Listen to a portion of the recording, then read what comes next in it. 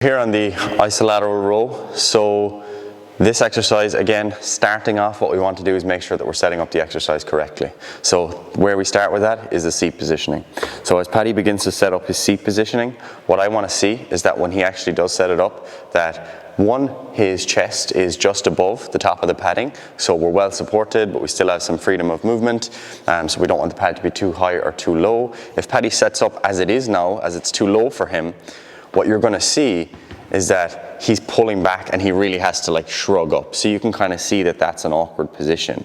So instead of being in this hunched over position, we want to take him off that, put up the seat a bit, and as we begin to bring up that seat, he's going to be in a more upright, tall posture and really being able to kind of roll back towards his lower chest more so.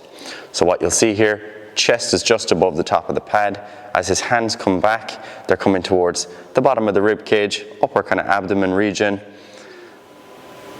and that looks a lot more comfortable for him. So what you'll see as he does this, nice and tall, we want you to be nice and tall, sitting tall, good posture, and then you're going to be pulling those hands nice and low, elbows back as far as the sides of the body, and you should feel all the upper back muscles working here. So the traps, the lats, the pulling muscles on the sides of the back there, as well as the bicep muscles on the front of the arm.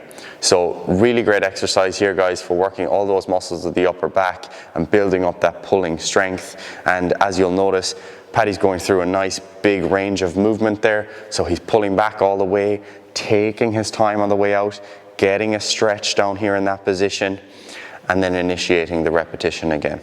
So they're the key things you want to pay attention to there, guys, when you're doing this exercise.